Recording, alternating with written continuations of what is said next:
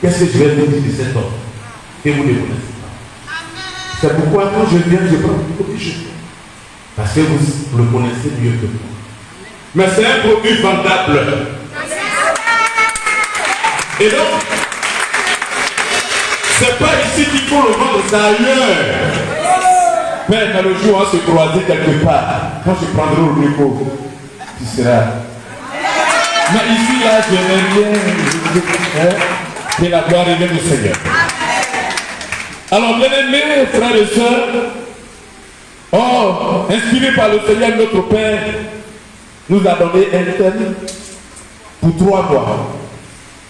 Septembre, octobre, novembre. Et ce thème nous parle de la repentance. Je pourrais ajouter sincère. Alors, pour moi, l'objectif de ce thème n'est pas de faire peur à quelqu'un. C'est pas ce que notre Père veut nous faire. C'est pas pour accuser quelqu'un. Ce n'est pas pour juger quelqu'un. Ce n'est pas pour culpabiliser quelqu'un. Mais l'objectif ici pour nous, c'est que chacun essaie de rentrer en lui-même, qu'il essaie de revoir sa vie, de l'examiner et d'abandonner la vaine façon de vivre. Et puis, de revenir donc à notre Seigneur en quittant tout ce qui ne glorifie pas, tout ce qui n'honore pas notre Dieu. C'est l'objectif de ces 3 mois. C'est pas pour faire un jugement. Nous sommes conscients que c'est les malades qui vont à l'hôpital parce qu'ils se portent bien. C'est parce que nous sommes malades que nous courons, que nous voulons et nous approchons de notre Seigneur. C'est ici, bien-aimé. Le Seigneur ne prend pas les qualifiés, mais il nous prend et puis il nous qualifie. Il nous prend tel que nous sommes et il nous transforme. Bien-aimé. Et donc, ces 3 mois-là, c'est pour que tu te remettes en cause. Tu examines ta vie. Est-ce que la voie que j'emprunte par ce temps de repentance est-il bon? Est-ce que c'est le meilleur chemin? Non. Alors je fais un demi-tour et je reviens à mon Dieu. Est-ce qu'on peut acclamer Jésus-Christ de Nazareth? Alors, bien-aimés, après donc les différentes définitions de la repentance, tous les séminaires qui sont passés ici, ils nous ont défini la repentance. Alors, moi, ce que je voudrais ajouter, que j'ai observé pour ma culture personnelle, je me suis rendu compte que la repentance, c'est un remède, c'est un médicament. Le serviteur de Dieu, inspiré par le Seigneur, a fait un diagnostic, a fait un examen. Et c'est à nous compte que nous sommes malades. Bien aimé, tu n'es pas malade d'un palais, malade de quoi que ce soit, mais tu es malade de ton péché. C'est pourquoi il nous donne à nous-mêmes la repentance comme remède. Est-ce qu'on peut acclamer Jésus-Christ de Nazareth? Alors, bien aimé, comme bon médicament, je parle sous le contrôle du pharmacien qui est là. Chaque médicament a une posologie. Est-ce qu'on dit 2 comprimés matin, 2 à midi, 2 le soir? Ou bien une gelule le matin à midi? Est-ce que c'est une ampoule que je prends à midi? C'est ça la posologie des médicaments. Mais dans le cas de la repentance aussi, il existe une posologie. Qui est donc, si je dois me repentir, bien aimé, la posologie c'est que je dois reconnaître mon péché. Je dois reconnaître la gravité de mon péché. Je dois regretter mon péché. Me disposer, l'abandonner et bien aimé, demander pardon à mon Dieu. Voici donc la posologie de la repentance. Est-ce qu'on peut acclamer le Seigneur?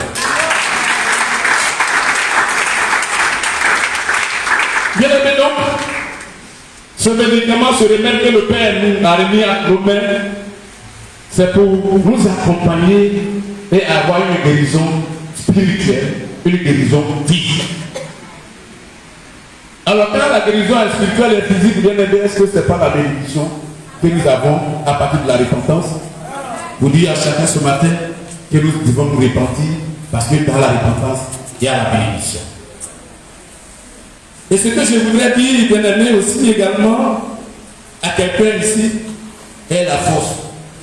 Dieu peut arriver tard dans ta vie, mais il n'arrive jamais en retard.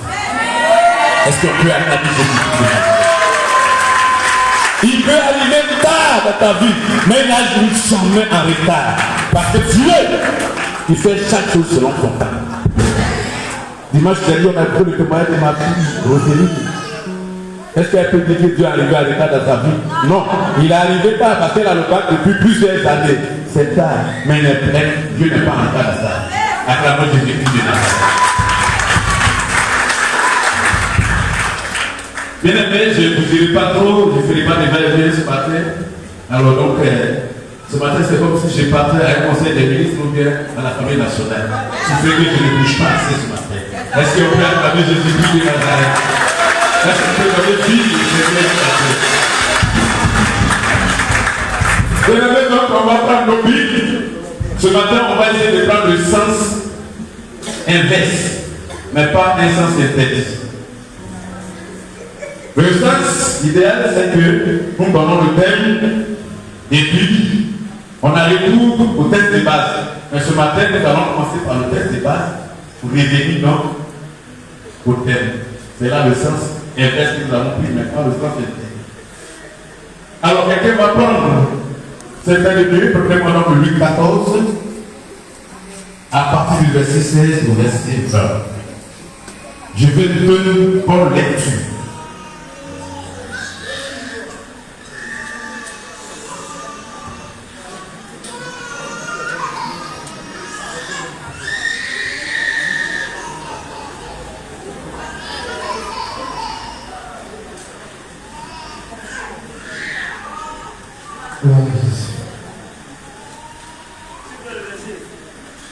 Luc 14, à partir du verset 16 au verset 20. Luc 14, à partir du verset 16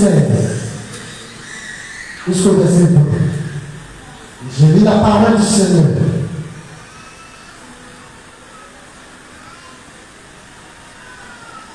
Et Jésus lui répondit: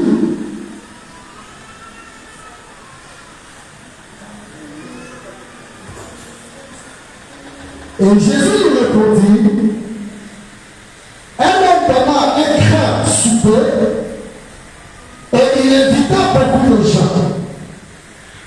Et à l'heure du souper, il envoya son serviteur dit aux conviés: venez car tout est déjà prêt. Verset 18. Mais tous, immédiatement se mirent à s'excuser. Le premier lui dit: j'ai acheté un champ et je suis obligé d'aller le voir. Excuse-moi, je te prie. Elle m'a dit: j'ai acheté 5 paires de pain et je vais les essayer. Excuse-moi, je te prie. C'est bon. Un autre dit: je viens de me marier et c'est pourquoi je ne peux aller. Le serviteur de retour rapportant ces choses à son maître. Verset 20, merci. Seconde lecture pour nous tous.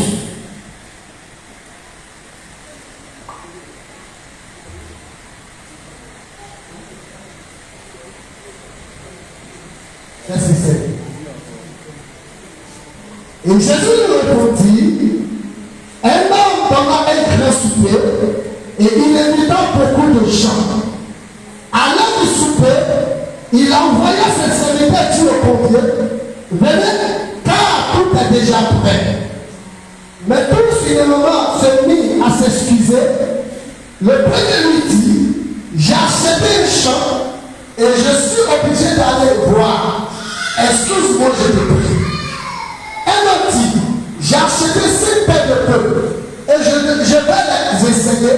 Excuse-moi, je te prie. Un autre dit: j'ai acheté 5 paires de pain et je vais les essayer. Excuse-moi, je te prie. Un autre dit: j'ai acheté 5 paires de pain et je vais les essayer. Excuse-moi, je te prie. Un autre dit: j'ai acheté 5 paires de pain et je vais les essayer. Excuse-moi, je te prie. Verset 20. Un autre dit, je viens de me marier et c'est pourquoi je ne puis aller. Amen.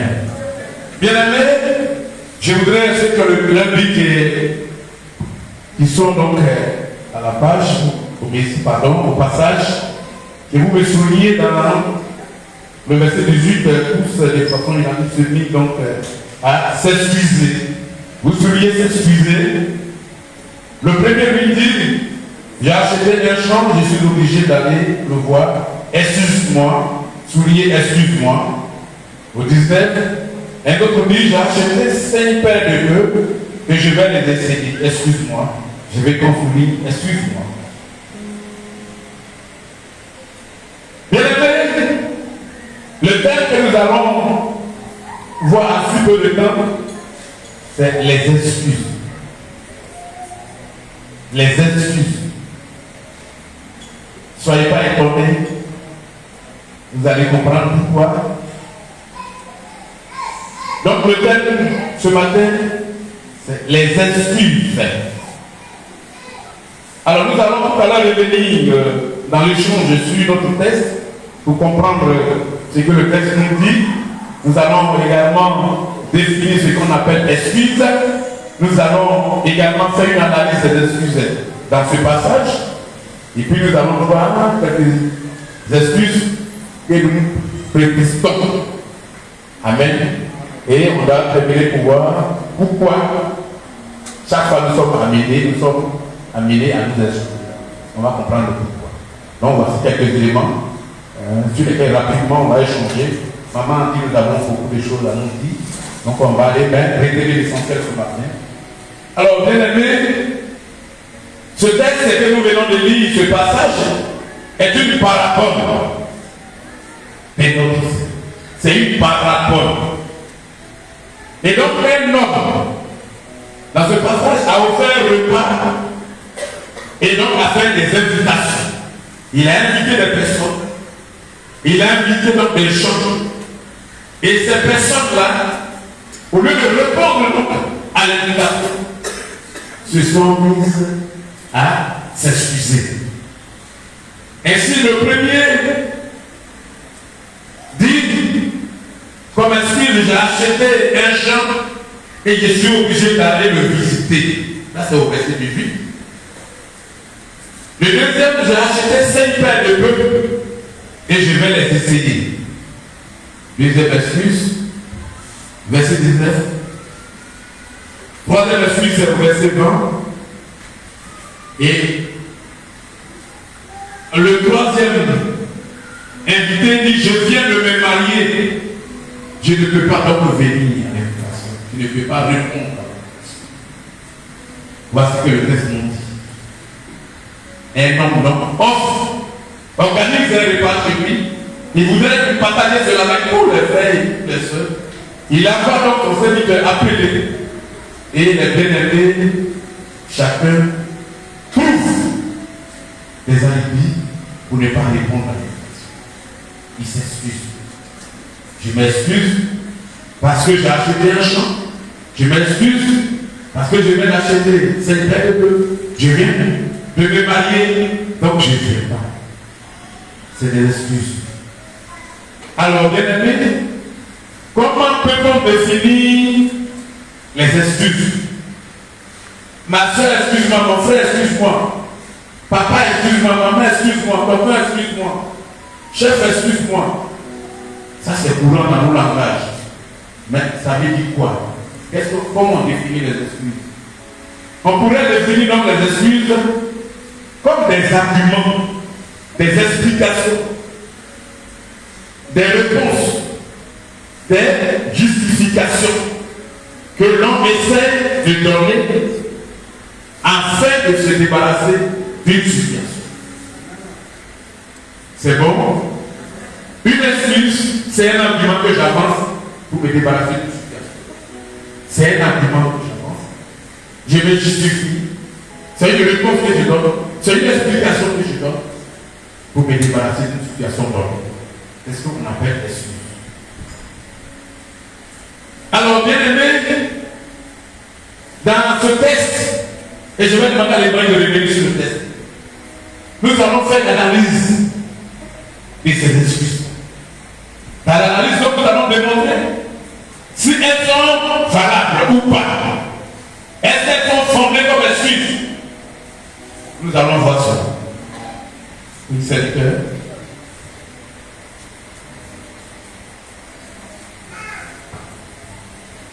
Verset 16, Louis 14, verset 16.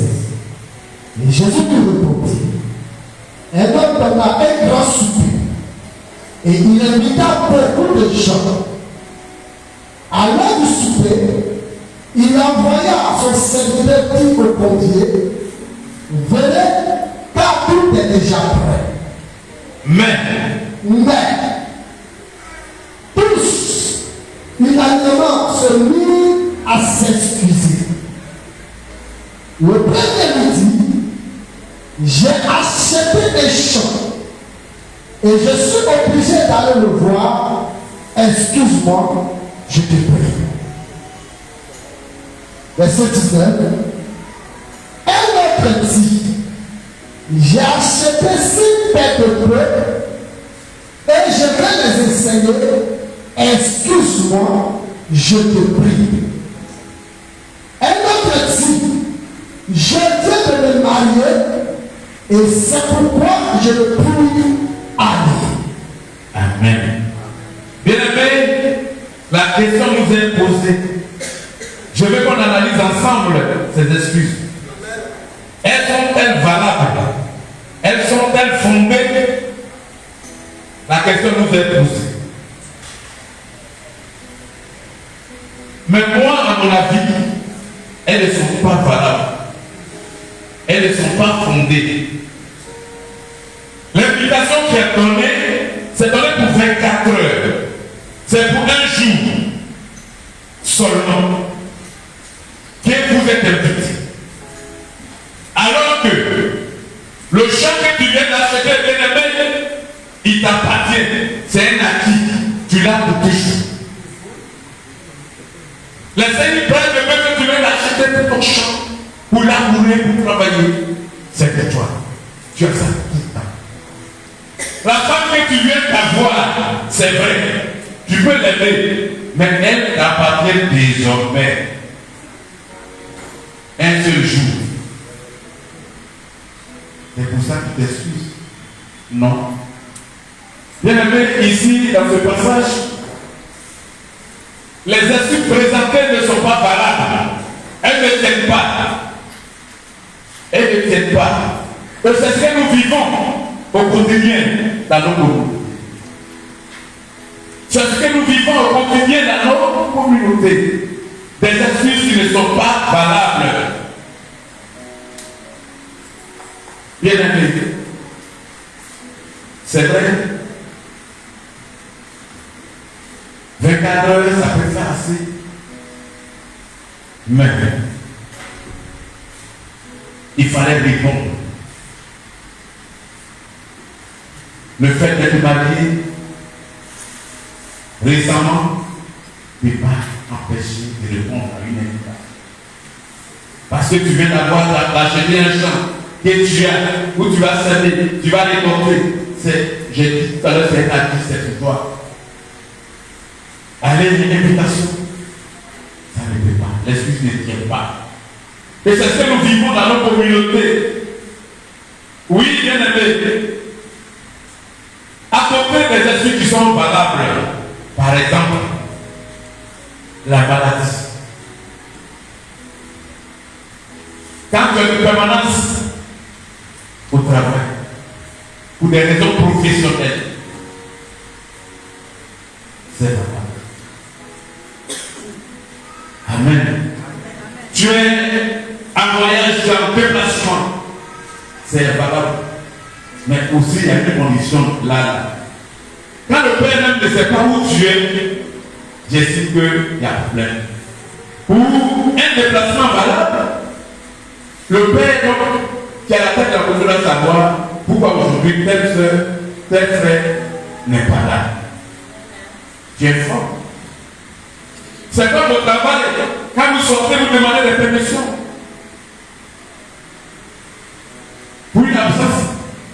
se demander la permission. Là-bas même c'est des écrits. Mais ici seulement papa demain ne serait pas là. Parce que. Ça, ce n'est pas compliqué. Bien aimé. Alors donc je dis à côté donc de ces excuses. Voilà. Maladie, cas de maladie. Ou des raisons professionnelles. Pour les voyages, donc en déplacement.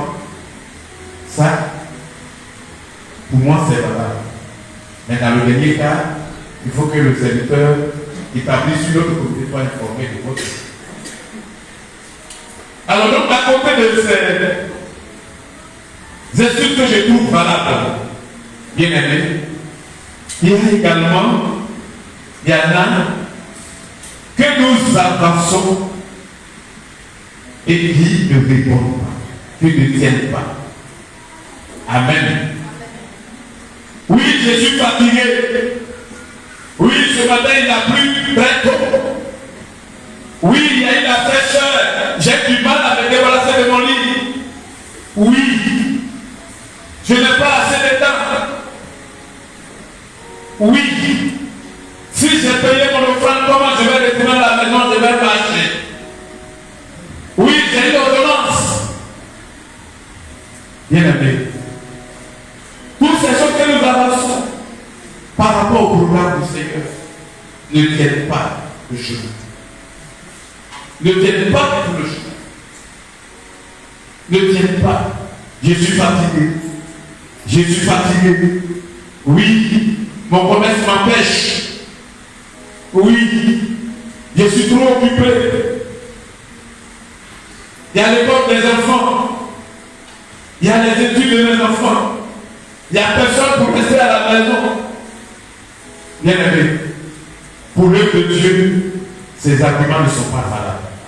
Pour l'œuvre de Dieu, ces explications ne sont pas valables. Pour l'œuvre de Dieu, ces excuses ne sont pas valables. Pourquoi? Parce que, bien aimé, c'est Dieu qui garde ta maison. Il n'y a personne à la maison. Oui, mon commerce m'empêche. Mais qui est ton soutien dans ce commerce? Ce n'est pas le Seigneur bien aimé. Mais qu'est-ce qu'il nous demande pour toutes ces choses? De le mettre, de renoncer à nous-mêmes, de nous abandonner et de mettre Dieu devant. Bien aimé. Pourquoi? Je suis fatigué. Je suis trop occupé. Mais bien aimé, donnons la place au Seigneur. Dans notre sac, Dieu doit avoir un intérêt. Nous devons accorder la place au Seigneur. Il a plu. Tu es lycéen. Tu es lycéen. Quand tu es mis, tu es gardé. La même pluie a des arrêts de bus. Les gens sont mouillés parce qu'ils savent votre matin. Mais venir à la maison de l'Éternel, je n'ai pas de parapluie. Il a plu fortement. Ce n'est pas valable.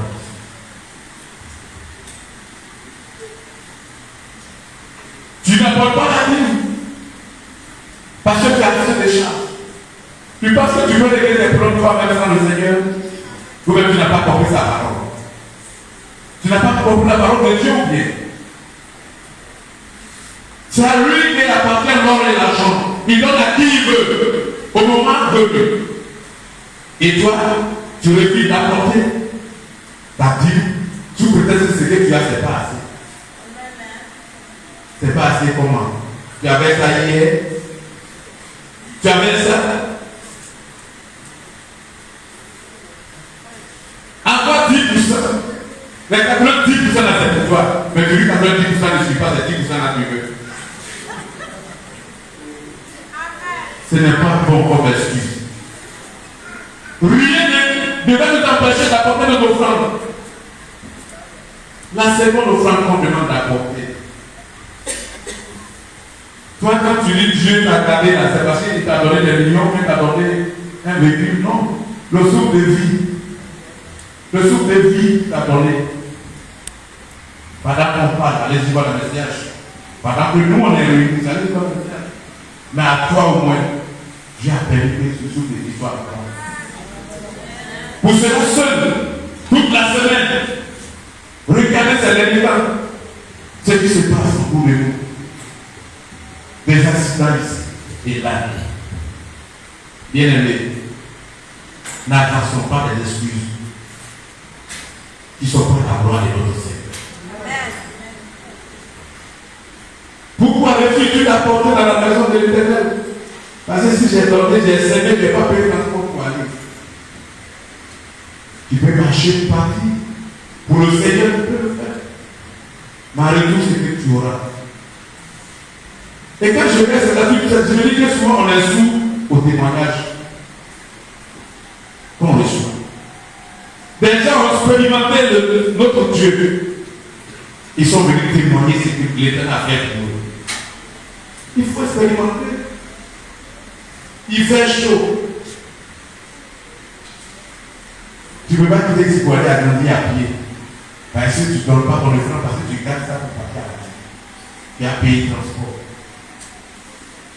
Pendant que tu ne sais pas qui t'accompagne, qui te suit, qui t'a envoyé là, je ne veux pas besoin pour que tu puisses aller. C'est qui? C'est celui-là qui te dit que Dieu ne peut venir dans la maison de la même vie, et ta femme devient dans la même vie, et puis tu te donnes ta couverture. Contradiction. Bien aimé. Je vous demande d'être lucide. Soyons lucides. D'ailleurs, c'est bon. C'est bon. Le même Dieu qui t'a permis d'en avoir aujourd'hui, c'est lui qui a permis que tu aies ça. Tu n'es qu'un seul gestionnaire. Tu es un gérant, intendant que tu es. C'est à lui que tu n'es pas écouté. Tu penses que le Seigneur lui-même ne peut pas prendre son argent et gérer son église? Mais il veut voir, il veut te voir à lui. Mon fils qui attend beaucoup de moi, ma fille qui attend beaucoup de moi. Voici une petite expérience. On t'a donné 100 000 francs, tu es venu payer 10 francs comme tu. Et puis tu as gagné 90 000, tu ne peux pas. Tu ne peux pas. 10 000 c'est trop. Tu sais comment la personne va te donner l'argent? Qui a bouclé? Qui a touché son père? Qui l'a envoyé vers toi? Qui a facilité? C'est Dieu. Dis-toi cela et envoie à la maison de Thérèse que tu vas. Est-ce qu'on peut acclamer Jésus?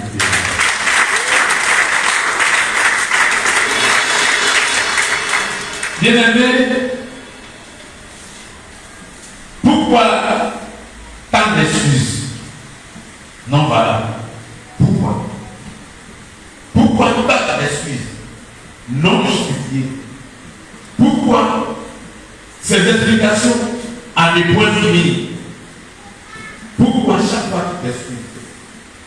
Bien-aimé, en vérité, c'est le péché. Il se cache derrière tout ça. C'est la preuve du bien de ta vie qui t'amène à faire ça. Je refuse d'apporter. Je refuse de venir à la maison de l'Éternel, de rester à la maison. Parce que où on arrive à Novella, c'est pas bon. Novella, c'est. Tu vas laisser périr là pour pourrir un jour. Où ça arrive là, je ne peux pas rater. Où ça tu viens pas? Derrière tout ça, bien aimé, derrière ces excuses à des points finis, se cache le péché. C'est lui le péché.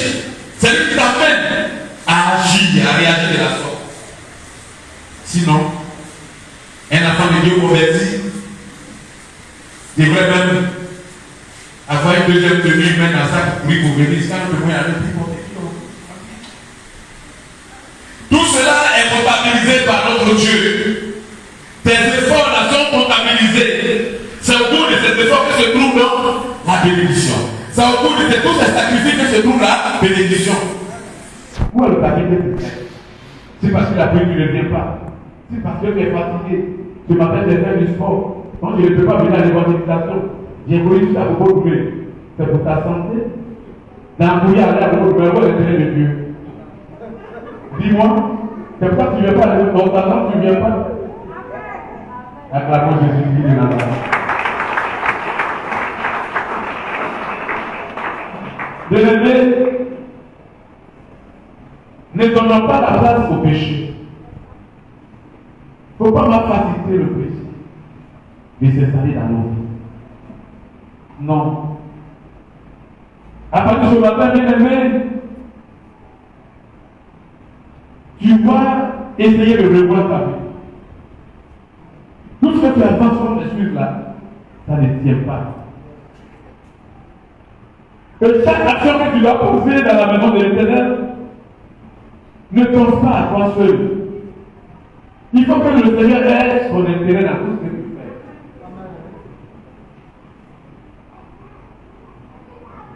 Dieu doit avoir un intérêt. Il va au stade de ce que tu fais, même devant. Mais après avoir mis au devant de chaque chose, il faut qu'il y ait un intérêt. Parce que Anne a compris. Anne a compris. Elle a dit à l'Éternel, si tu veux me donner un fils, je vais te le donner. Il sera ton service. C'est comme ça que son Samuel est né. Dieu a vu, il a un intérêt pour lui-même. On va lui donner un fils, on va te bien maintenant. Qui sera son service. Le Seigneur a répondu favorablement à la prière de Anne. Et quand, de façon effective, Anne a mis sa mère à la disposition du Seigneur, elle a eu d'autres enfants. Là où vous suivez la lecture. Elle a eu d'autres enfants. Elle ne pouvait pas en envoyer. Elle a eu Samuel. Quand elle a mis Samuel à la disposition du Seigneur, elle a eu d'autres enfants. Dieu a vu son intérêt. Ne pense pas à toi. J'ai acheté ma chaussure à 50 000, il a pris. Je vais passer, ça va s'éclater. Viens, à cause de Dieu, viens, là que je suis là. Dans le moment que je suis là, tu vas voir ce que Dieu a fait pour toi. Je suis là, l'autre là, plus. Il n'a pas changé, c'est qu'il a fait hier, il le fait aujourd'hui. Il le fera demain.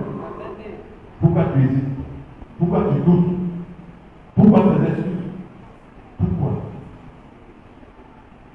Mais attends, à l'école, tu vas payer, tu as payé, c'est Dieu là qui verse tous les enfants. L'école, dans l'éducation des enfants, l'école a échoué. Mais c'est Dieu qui verse sur nos enfants. Et c'est lui là qui a payé ton fils là. Mais tu as payé ta des leçons. Que tu ne payes pas au frère, tu vas payer des leçons. Là, la même fois, tu payes la main, tu arrives à la main. Pourquoi vous faites ça? Pourquoi on fait ça? Pourquoi on fait ça? Dans toutes choses que nous voulons faire, donnons la place à notre Seigneur. Mettons notre Dieu, mettons notre Dieu en priorité. Donnons-lui la place à tout ce qu'on fait.